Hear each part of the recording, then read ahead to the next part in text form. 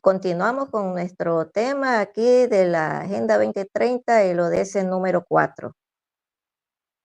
Bueno, hoy vamos a topar objetivo número 4, educación de calidad. Vamos desde el inicio. ¿A qué se le considera una educación de calidad?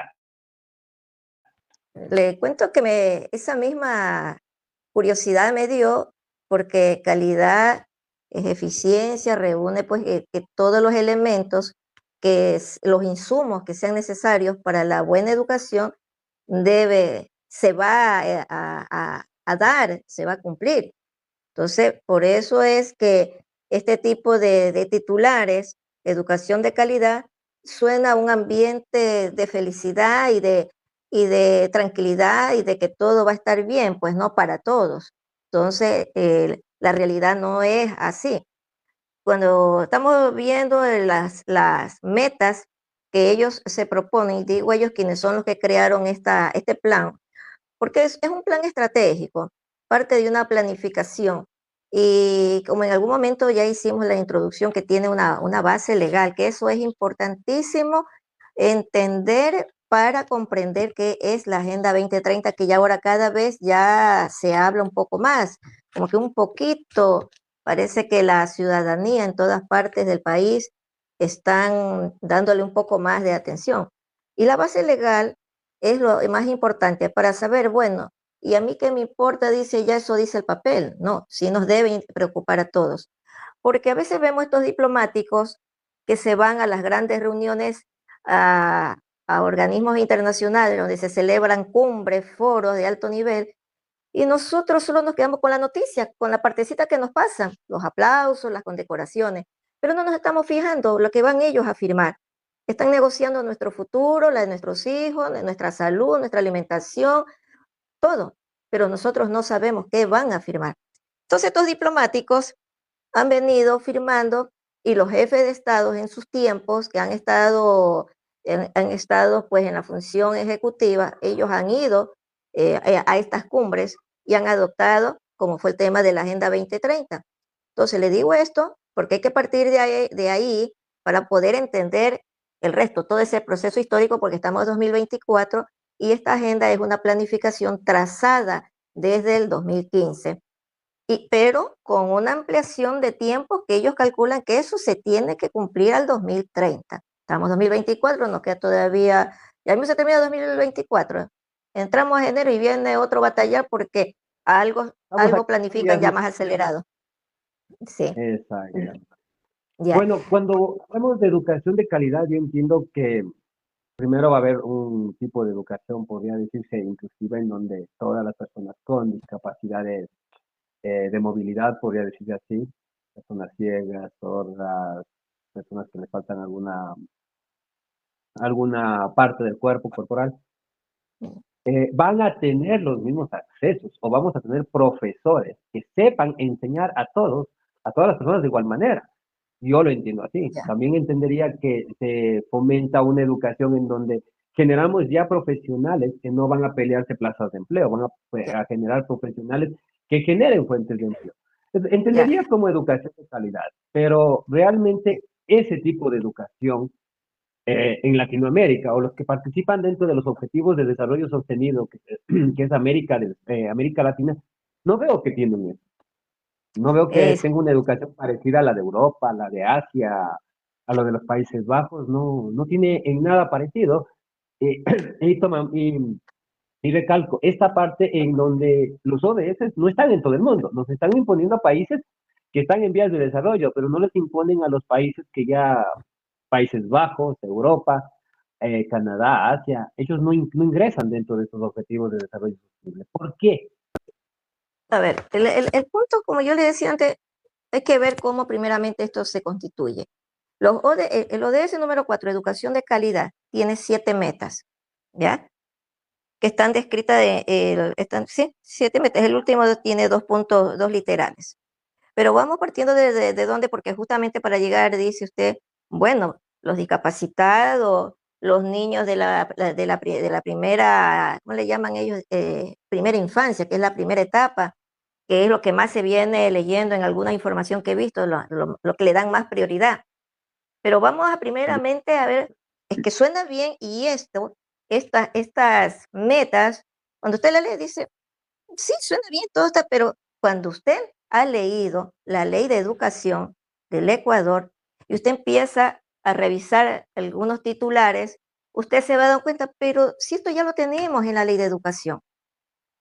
Y antes de la ley de educación, estamos hablando de la parte de la ley, vámonos a la parte de la constitución.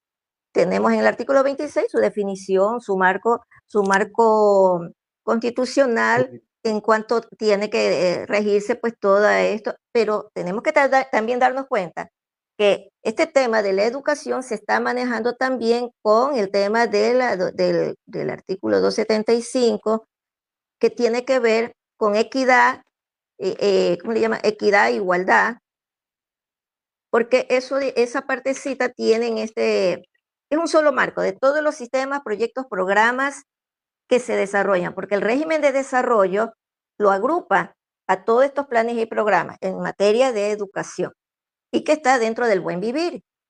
Entonces, cuando usted ve esto, educación de calidad, y usted revisa la ley, dice, ya lo tenemos, qué cosa nueva, es pura literatura. Tenemos así a breve rasgo, usted se va a dar cuenta aquí, tengo aquí a la mano la ley de educación. Habla de un sistema nacional de educación. Toda la constitución, cuando habla de régimen de desarrollo, todo la ubica en sistema, sistema, sistema, y habla de un consejo. La planificación principal en la que se basan ellos es la primerita sobre la estadística del Instituto Nacional de Estadística y Censo. Se basan ellos en eso, todas estas políticas. Y de ahí ellos se manejan justamente también con el tema el sistema, con la Secretaría Nacional de Planificación y Desarrollo. Ellos son los primeros para crear el nexo para la aplicación del ODS como agenda, como política estratégica internacional de la Agenda 2030. Pero vámonos a nuestra casa, hacia Ecuador. Tenemos ya esta legislación, ya está este tipo de normativas. Entonces, y está incluso la palabra calidad y calidez, ¿ya? Como para que usted tenga una idea en cuanto a los principios del Sistema Nacional de Educación. Ellos dicen, regirán por los siguientes principios, y entre esos principios está en el literal H, que dice calidad y calidez, que garantiza el derecho de las personas a una educación de calidad y calidez pertinente, adecuada, contextualizada, actualizada y articulada en todo el proceso educativo, en todos los sistemas, niveles, subniveles o modalidades, que incluya evaluaciones pertinentes. Entonces, ¿qué estamos hablando? Que es todo el proceso de educación que el Estado, ya lo conocemos, que ese es su deber de dar a lo largo del ciclo, en los diferentes ciclos de vida del ser humano, es la educación, porque esos son lo que lo va a fortalecer para que sea competitivo y pueda desarrollar en el futuro en su formación, tenga valores éticos, pero no toca los morales. Solo habla de valores éticos y lo moral, ¿dónde queda?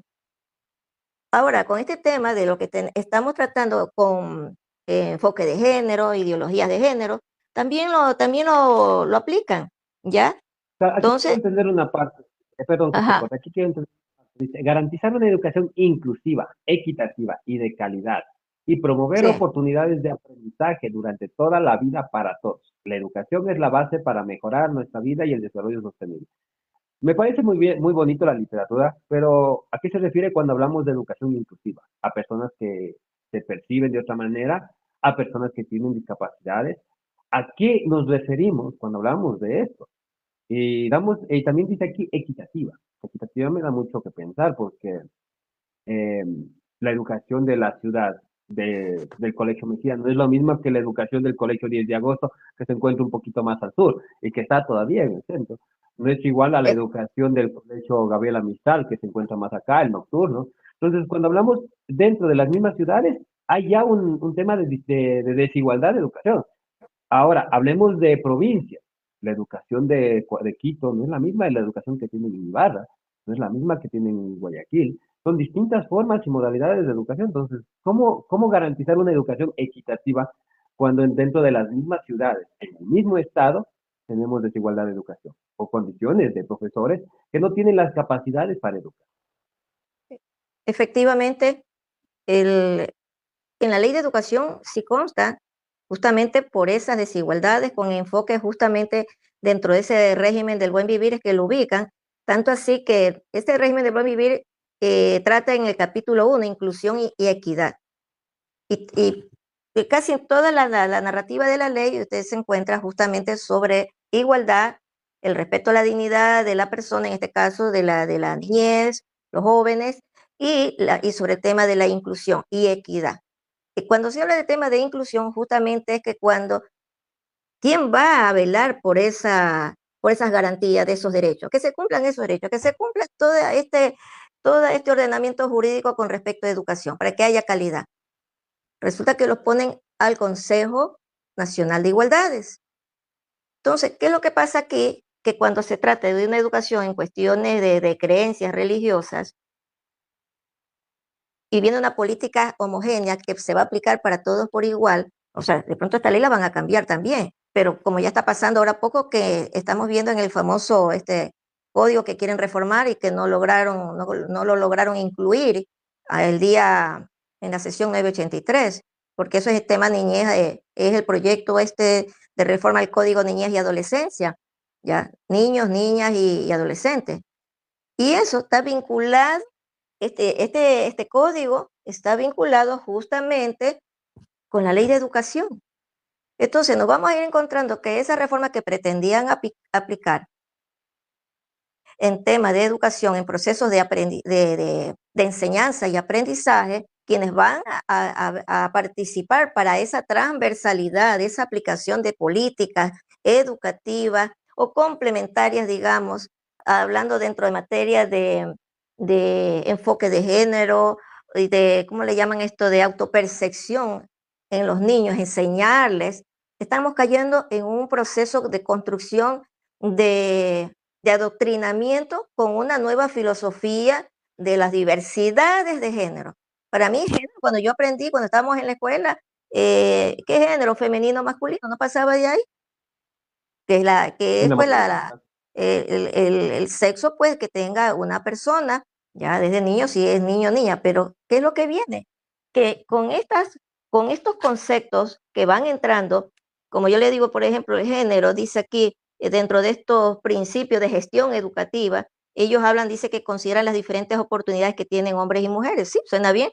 Dice, sin discriminación por razones de orientación sexual o identidad de género.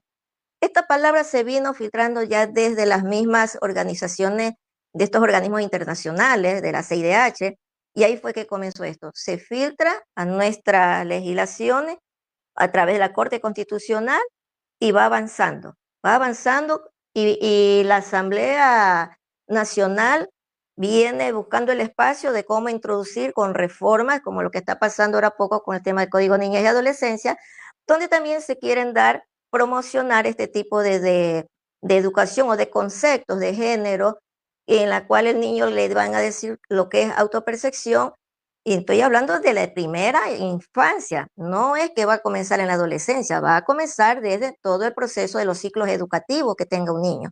Entonces, el padre de familia que le dice la Constitución que usted puede elegir la educación de su hijo, que usted busca la educación con calidad, pero dentro de esos patrones van adoptando porque la Asamblea Nacional acogió en julio del 2017 ese plan estratégico. Por ejemplo, lo que usted ve, las 7 metas que están planteadas, ¿qué es lo que tratan? Más o menos le voy a leer unas que otras rápidas. Dice, de aquí al 2030, asegura que todas las niñas y todos los niños terminen la enseñanza primaria y secundaria. Eso es normal. Que ha de ser gratuita, equitativa y de calidad y producir resultados de aprendizaje pertinentes y efectivos. Esa es la obligación. Esa es la obligación justamente del deber del Estado dentro de las políticas públicas en cuanto a materia de educación, velar que el Ministerio de Educación y todo su Consejo Nacional de Educación, que el sistema que han creado, cumplan esto. Y eso está en la ley. No le veo nada nuevo. De Aquí hay aquí al una parte 2030 que, dice, ajá, sí, pero aquí hay una parte que me gustaría topar.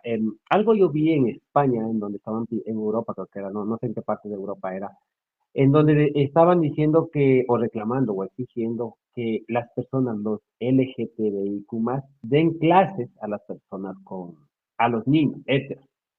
para que se puedan definir. Y también había unas disputas en donde decían los LGTBI den clases a sus hijos y los heteros den clases a sus hijos. ¿Cómo podría dar clases una persona de la comunidad hacia las personas, hacia los heteros? Entonces, ¿crees que eso también se pueda dar en el país? Que quieran exigir imponer ese derecho, podría Eh, decirse así. yo sí creo que pueden imponer porque si no han ido más lejos es porque después de la pandemia nos despertamos ante estas políticas que no sabíamos que se estaban dando de a nivel internacional y que estaban llegando a nuestras fronteras y tuvimos, por motivo de nuestra salud, tuvimos que empezar a investigar, a informarnos qué está pasando. El tema de salud nos ha ido llevando a conocer todo lo que le estoy comentando y sobre todo que hay una base legal. O sea, esto no es que, como dice a veces la gente por ahí, que somos negacionistas, conspiranoicos, no, estamos hablando que esto es ley, estos son decretos, estos son adopciones que tomó el presidente en el 2015. No porque uno quiera hacer política, pero son políticos los que van a estos foros de alto nivel, a estas cumbres de París, a esta cumbre en la ONU. Nosotros somos los ciudadanos que estamos confiando y le delegamos esa autoridad. ¿Qué es lo que pasa? Que con la Constitución entramos al concepto nuevo de neoconstitucionalismo, entramos a un concepto de progresismo, entramos a un concepto de democracia moderna. La democracia sigue siendo el mismo concepto de que democracia es el gobierno de pueblos, que la soberanía radica en el pueblo. Eso es la parte buena y lo que yo más rescato de esta Constitución y el derecho en cuanto a la participación ciudadana, que para mí es lo mejor que tenemos, pero de ahí hay que depurar eso, porque esto ya venía trabajado con un plan. Nosotros ahora, en lo que hemos ido analizando y no lo terminamos todavía encontrar todos los chanchullos que hay ahí, todas las trampas. Echa la ley, echa la trampa, dicen los abogados. Entonces, Sí, está. como con las redes, bueno, la globalización, que no es otra forma en realidad yo le aplicaría la palabra globalización, es cadenas, porque la globalización, a usted lo iban a juntar. ¿Usted ha visto el gráfico que salen todos cogidos de la mano? Claro, pues, están encadenados todos. Y en esta línea que ellos trazan en su nueva ideología, porque esto que estamos hablando en materia de educación, y también están queriéndola filtrar en salud, con el tema de educación de calidad en el ODS 4, lo que ellos van es imponer que todos estén dentro de una línea de tipo, no socialista, porque yo ahí hago una diferencia. El socialista fue una etapa en que muchos trabajadores murieron por sus luchas, hicieron sus luchas por sus derechos laborales, por la explotación laboral. Otra cosa es el socialismo, ese neosocialismo que vinieron con ese cuento y nos confundieron y caímos en esa trampa. Entonces, esa cadena, cuando en el año 2000 entra el Internet, se hablaba de globalización. Me acuerdo que Obama hablaba eso. Pero, como dicen, no hay crimen perfecto. El famoso Internet, como nueva tecnología, que entrábamos allá a esa etapa, el mundo globalizado, como ellos ya tenían ese plan, justamente también nos ha servido. Y esas herramientas, esas redes sociales, y también que los lanzó a un desafío a los periodistas cuando se decidieron hacer sus propios medios digitales, gracias a esos periodistas como usted que hoy se decidieron a trabajar, a hacer su propio medio, es lo que hoy tenemos un despertar. No es fácil, porque estamos luchando contra una, una politiquería. La política es ciencia, porque la política es la que usted desarrolla para aplicarla en su forma de trabajo o cómo va a gobernar. Claro, una cosa es política partidista, política de gobierno, cómo va usted a desarrollar. Y para eso es la educación con calidad, que en la Constitución debería de cumplirse desde los distritos. Yo he tenido que acudir por situaciones de algunas personas, he ido a los distritos y ahí me doy cuenta que no hay controles. Los niños no tienen esa, no, mejor dicho, no hay el seguimiento, no es la evaluación como debe de ser. Entonces, ¿qué es lo que estamos hablando? Que el famoso régimen de desarrollo y el gran sistema nacional de educación, lo que tenemos es una burocracia enorme, pero en cuanto a resultados no tenemos. No hay resultados, porque cuando usted quiere ser un padre de familia, le dicen, tiene que ir al distrito de la zona tal. Usted tiene que llevar al niño a hacerlo ver, si tiene usted llevarlo a un centro de salud, tiene una emergencia, resulta que ahí le dicen, no, es que tiene que llevarlo allá porque tiene que atender, por alguna atención especializada. Pero mientras tanto el niño se muere por una emergencia. O tiene que ir, por ejemplo, en tema de educación, que el distrito tiene que atender algo que es necesario, que lo está afectando en la parte psicológica del niño. Hay un abuso de un docente. Entonces, hablan de convivencia armónica de la comunidad educativa, pero no se revisan, por ejemplo, cómo son estos DC, cómo funcionan, si estas psicólogas realmente están haciendo su trabajo como debe ser, porque no hay dentro de estas leyes a nivel de lo que es la parte administrativa, de parte de la administración pública, no se aplican sanciones directas. ¿Usted cree que si el servidor público, hablando solo de educación, no estoy hablando de los demás, hubiera una sanción drástica para quien no cumple con una disciplina enérgica, ¿usted cree que no íbamos a obtener resultados? En una empresa privada, si usted no da resultados, lo Pero votan. hay, claro, pero hay reglamentos internos dentro de las instituciones, supongo, en donde te obligan a los trabajadores públicos a cumplir funciones y obviamente a brindar resultados. Eh, Todo tiene que tener resultados. Si no tiene resultados, tú mismo lo has dicho, en una empresa privada no brinda resultados, se desaparece, se reemplaza, pero porque no tiene los resultados. Eso no es lo que está pasando en el Estado. Aquí sabemos muy bien que cada empleado público se cree dueño del puesto de trabajo Ya, y que pueden mandar a es a que la gente. precisamente, licenciado, es que a eso voy. Dentro de una estructura orgánica, sea una institución pública o privada. Claro, la privada establece en sus reglas el empleador. En la pública está creado por las leyes pues, que se establecen para los procedimientos administrativos en cada ámbito, pues no. Pero el reglamento, ¿qué es lo que pasa? Muy astutamente se les está haciendo costumbre. Como dicen estos ecuatorianos, son unos ingenuos, no se dan cuenta. Y los asambleístas hacen la ley, pero dejan pues la partecita para donde ellos les conviene hacer los cambios en el reglamento. ¿Qué pasa con el reglamento? ¿Quién lo hace? Lo hace por decreto el presidente o vienen las otros actos normativos que son los acuerdos ministeriales o emiten resoluciones. Está en la parte financiera. Usted viera el volumen de la ley financiera cuando usted tiene un problema de crediticio, es inmenso, pues. Y si usted lo quiere buscar, lógicamente usted primeramente tiene que de pronto tener conocimiento ser abogado societario y tener una serie de conocimientos o economista o ingeniero para poder, o contador. Entonces, esos son los problemas en la ley aquí en nuestro país. Pero regresemos al punto Volviendo al tema, del sí, ODS. eso quería decir. Volviendo al tema del objetivo número 4, Ujú.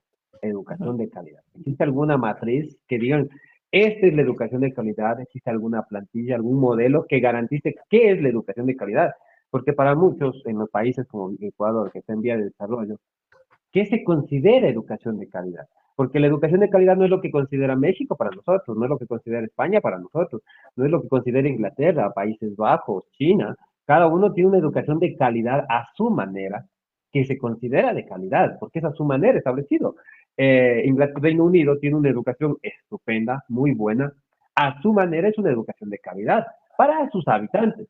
Ahora, si hablamos de comunidades como Ecuador, en donde tenemos una cultura totalmente distinta, un grado de responsabilidad totalmente distinto, no tenemos la calidad moral ni ética como lo tiene China o Japón. De qué bosquejo de educación de calidad hablamos? Ya. Eh, es que eso es la Agenda 2030, justamente.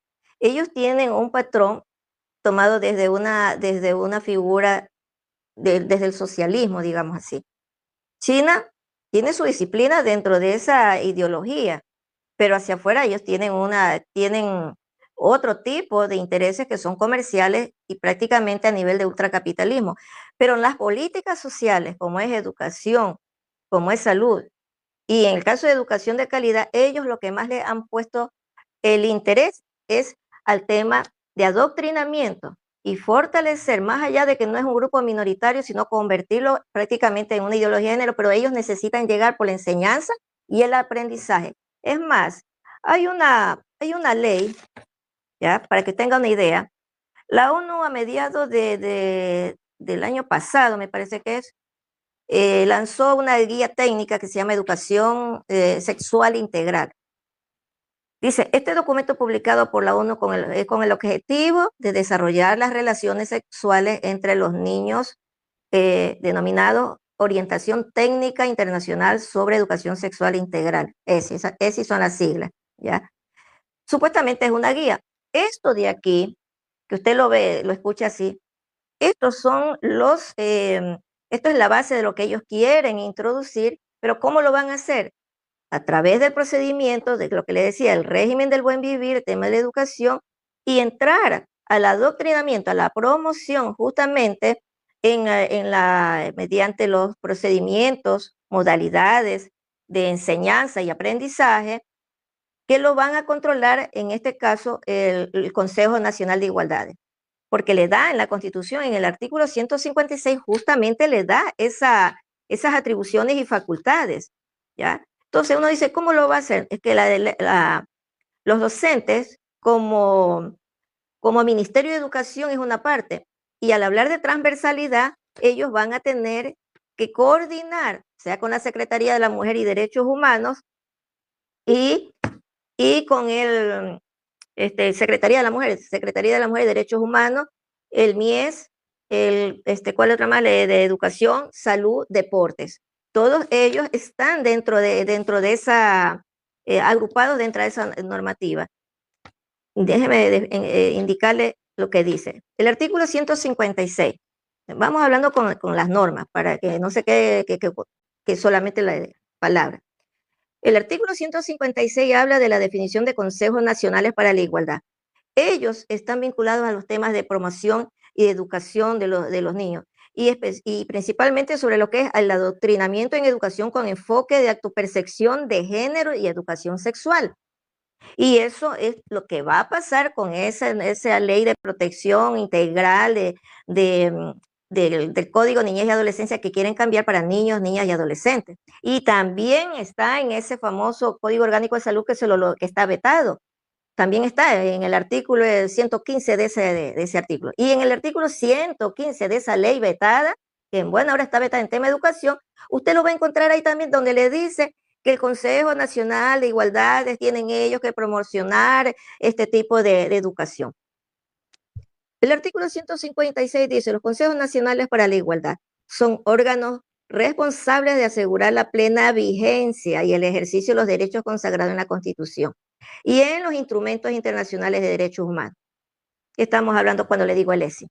Son las disposiciones que está dando la ONU a través de quienes son los delegados del Ecuador, ya sea a través de la UNICEF o a través de la UNESCO. Y continuamos. Los consejos ejercerán atribuciones en la formulación de transversalización. Ejercerán atribuciones, o sea, facultades que le está dando, ¿ya? En la formulación. Transversalización, ¿qué es la transversalización? Que si el Ministerio de Educación, Ministerio de Salud, en temas que tengan que ver con la promoción en cuanto al tema de adoctrinamiento y educación con enfoque de autopercepción, de género y educación sexual, ellos pueden intercambiar, coordinar todos estos ministerios y esa transversalización es la que se cumple aquí. Observancia, seguimiento, evaluación de las políticas públicas, ¿coordinarán con quién? Justamente con estos consejos, Consejo Nacional de Educación y también pues con la Secretaría de la Mujer, donde están estos grupos ¿cómo le llaman? Interculturales, plurinacionales, y ¿cómo le llaman y diversidades, creo que llaman, que son los LGBTI que están ahí dentro, esta organización permanece. Entonces, los padres de familia están ajenos a lo que está pasando dentro de este desarrollo de programas, proyectos, modalidades.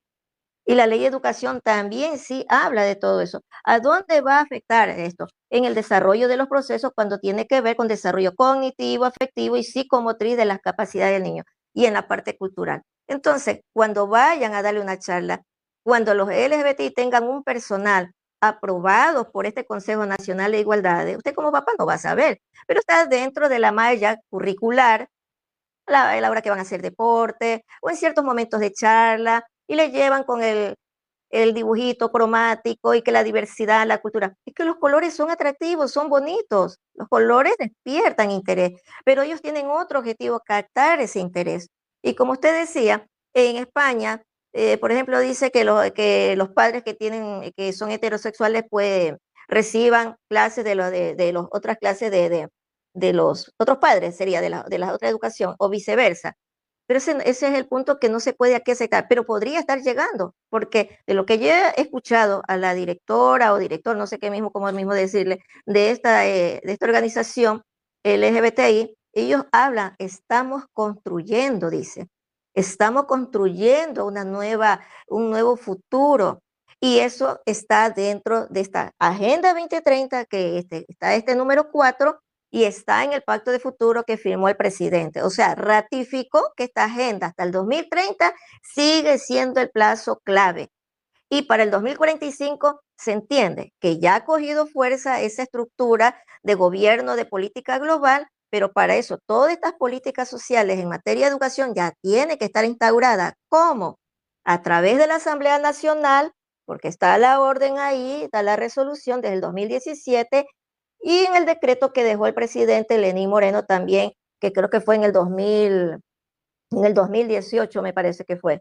Sí, 2018. Entonces, tenemos que estar viendo las cosas hacia dónde van ahora y las cosas nuevas que se firman en estos acuerdos y tratados internacionales, porque nosotros somos firmantes como Estados miembros. Pero el efecto donde vamos a tener, nos va a afectar estas políticas de poder supranacional, porque ellos imponen es que estos se alineen todos, todos los países, se alineen los gobiernos seccionales, se alineen todas las políticas, el ordenamiento jurídico y las reformas constitucionales que sean necesarias a que se amolden a esa estructura que ellos quieren crear. Y hablando específicamente en el tema de educación, entre las metas nos encontramos que dice, de aquí al 2030, asegurar que todas las niñas y todos los niños tengan acceso a servicios de atención y desarrollo en la primera infancia. Ya lo sabemos que eso es normal. Dice, de aquí al 2030, asegurar que el acceso igualitario de todos los hombres y las mujeres a una formación técnica profesional superior de calidad, incluida la enseñanza. Yo me pregunto, usted educa a un niño, termina el bachillerato, que lucha por un cupo para educarse, y resulta que nos encontramos que el niño no pudo ir porque no aprobó el examen, ese niño no, se quedó sin educación. ¿Van a cambiar estas políticas para que haya un libre acceso a la universidad y no tantos chicos por ahí vendiendo droga? La otra, ¿qué control hay de la Secretaría de Registro Social que me diga si saben ellos cuántos niños están discapacitados, cuántos niños de los que son, sus padres han sido asesinados por estos sicariatos y hay niños huérfanos y que están a cargo de los padres de familia? No tenemos datos. Todo esto es una generalidad. Y así continuando, de aquí al 2030 dice, aumentar considerablemente el número de jóvenes y adultos que tienen las competencias necesarias, en particular técnicas y profesionales, para acceder al empleo, al trabajo decente y al emprendimiento. ¿De qué empleo estamos hablando? ¿De que sean obreros de fábrica nomás? ¿O estamos hablando de que estos jóvenes vayan a llenar solamente ciertos temporalmente? ¿O se les va a dar estabilidad en un trabajo? Vamos a formar tecnólogos con el avance tecnológico. ¿Qué estamos dando? No están hablando nada de eso. Sí tenemos a la inteligencia artificial, donde va a haber reducción dentro de las empresas, porque lo van a obligar a las empresas también a que apliquen tecnología. Entonces van a venir a cambiar al CEO de la empresa X porque le van a dar más trabajo y van a reducir personal. Y todo ese personal que va quedándose desempleado porque van a ir reemplazando con la robótica, van a ir reemplazando máquinas para que haga el trabajo del obrero. Entonces, hay una contradicción aquí. Ellos lo que quieren es vender su mentira, mientras ellos, y digo ellos, que siempre me refiero así a ellos, a esta élite mafiosa, a esta élite satánica que pinta con este maquillaje lo que realmente quieren ellos. Mientras ellos nos distraen con este tipo de lenguaje, ellos lo que están haciendo es viendo cómo avanzan a tomarse los territorios a nivel de Latinoamérica. Si no, mire cómo está la migración hacia otras partes de tantos grupos de jóvenes, a ser esclavos en otro lado. No tiene futuro. Aquí no se debería dejar salir a estos chicos, sino darle la oportunidad y ver la manera de darle. De eso deberían de preocuparse estas representaciones, movimientos de migrantes, de que ellos regresen y tengan identidad. No se está trabajando la identidad. Lo que se está trabajando es, ¿cómo le llaman esto de los jóvenes? Identidad de género. Eso es lo que les interesa, no la identidad de su persona, de su O sea, carácter. podría decirse que se está generando un show para dar, para mirar hacia otro lado y no mirar en donde realmente se debe estar viendo o poniendo atención. Quiere decir que nos están manipulando, podría decirse. Claro, porque acuérdense que con lo que pasó en la famosa pandemia, ese es el mejor ejemplo. Ahí comenzó la ingeniería social, que no le funcionó, digo, para mí no le funcionó porque gracias a Dios y los saberes ancestrales, ese conocimiento, esa medicina natural fue la que realmente salió a darnos la salida a los problemas de salud que se presentaron en ese momento. Y por eso es que ellos quieren entrar justamente con ese llamado protocolo de Nagoya a llevarse muestras, las muestras genéticas de plantas, de medicina, de conocimiento, porque ellos buscan los sectores más apartados de las comunidades indígenas, del oriente, de las zonas de Manabí, de Esmeralda. Y ellos van y se toman las muestras y se convierten en materia prima para ellos ser sus grandes, generar sus millones de ganancias a través de las grandes empresas farmacéuticas. Entonces nosotros si seguimos, es como que usted vende el cacao. Usted lo vende como materia prima, usted siembra el cacao y después usted se lo come el caramelo carísimo que se lo venden en el comisariato. En vez de aquí crear el desarrollo industrial con la misma materia prima que nosotros y generar un valor agregado a esa materia prima que está dentro de nuestro propio país, de nuestros recursos. Nosotros no necesitamos lo demás. Con la tecnología, denos capacidad. Y es que eso fue lo que hizo China. China supo negociar. Eso sí, lo mandó a trabajar durísimo con las reglas, con la disciplina, y no ataca con balas, realmente está atacando con comercio. Entonces, ¿Sí? cuando hay Las potencias disciplina, mundiales. se puede avanzar. Sí, sí. Creo que estamos un poquito llegando a las conclusiones que realmente no se necesita una forma tajante de decir qué tienen que ser, sino empezar por la disciplina, por la ética, por la moral, cosas básicas que el ser humano debería tenerlo, pero lamentablemente no se inculca. ¿Cuáles serían las conclusiones o el mensaje que le quisiera decir a la población? Porque prácticamente la mayoría de la población que habló en concepto generacional no les interesa que es un ODS, al tema político, a los que acceden a la presidencia, a los que están de candidatos, a ellos algo conocen, pero hemos visto que muchos candidatos no tienen idea también de cómo funcionan los ODS. Entonces, ¿cuál sería el mensaje que quisiera darles a las personas para que entendamos un poquito de qué se trata este objetivo? Porque realmente la mayoría no los conocemos, a pesar de tener los Eh, conocimientos, de saber para qué claro, funcionan, todavía no se entiende de qué se trata. ya. Es que es difícil identificarlos así nomás. O sea, como usted no es como cuando usted le dice se va a convertir en sicariato ese grupo humano de niños. No, no es así. No, lo ve de otra manera. Y usted dice, no, no pasa nada. Y como usted dijo, pues no, ese sector generacional está más distraído con el celular, ellos viven más en otro mundo, y es que eso es lo que quieren. Esa es la ingeniería social para ellos, mantenerlos distraídos. Cuando le caen ya los 30, 40 años, ya quieren ellos que ya necesitan tener un ingreso fijo y tienen problemas de salud, la mala alimentación que se viene, ahí recién quieren despertar. Nos toca como sociedad, los que tenemos un poco de conocimiento, ver la manera de cómo buscar digo yo, una especie de alianza entre nosotros, no con políticos, sino desde las comunidades, los sectores de nosotros como sociedad. Y eso es para mí es una participación ciudadana, no que lo maneje el Estado desde una función pública, sino de nosotros conscientes de que se trata de nuestra soberanía y nuestros hijos, nuestra familia, porque nos están cercando de a poco. Estas son políticas en una sola línea, todos van debajo de la línea, empresas medianas, chicas, todos van. Entonces, si nosotros no nos sacudimos ahorita, mañana va a ser más difícil. Tenemos que empezar a poner un poco más de atención, hay que seguir leyendo, hay que investigar. Al menos aquí lo que yo doy sobre todo es la herramienta de que si existe una ley y esta ley, ¿qué es lo que yo daría? Pedir a los señores asambleístas, los que van a participar, bueno, y ustedes no me están diciendo nada de la agenda, ¿y ustedes cómo van a hacer? Eso está ahí en la asamblea, y ustedes la van a derogar, porque esta es una resolución. No, que eso es lo adoptó la ONU. Sí, pero tenemos soberanía. Entonces empecemos a usar la soberanía, porque si no lo hacemos y porque lo hizo la Asamblea, porque la Corte Constitucional diga nada y nosotros no vamos a decir nada, vamos a poner las manos para que nos pongan las cadenas. Tenemos que tomar una decisión. Dura a veces, pero ¿qué es peor? Morirnos de hambre en la casa, quedar viendo a nuestros hijos que salgan a robar, que se mueran de hambre los chicos, que los niños se enfermen y vayan a hospital y que terminen en una UCI.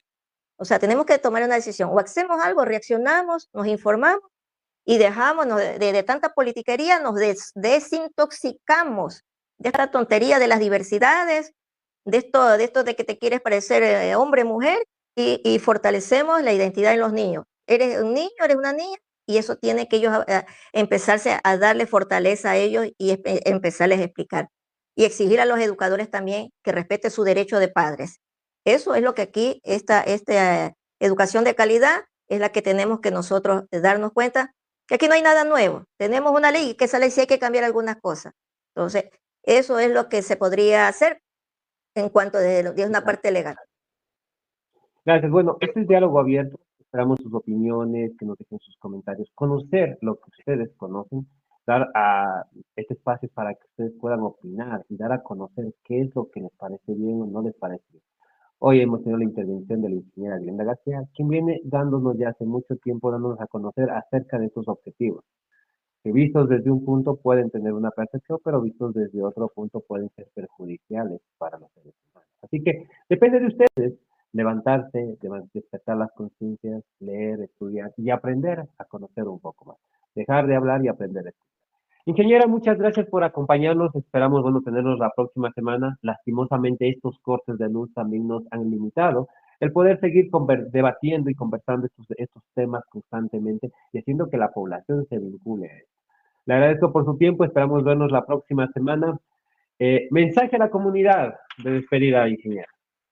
Bueno, muchísimas gracias y espero que mi aporte sirva de mucho para que puedan reflexionar, discernir y sobre todo no dejar de creer en Dios porque Él es el que nos da la fortaleza para poder sacar adelante a nuestra familia.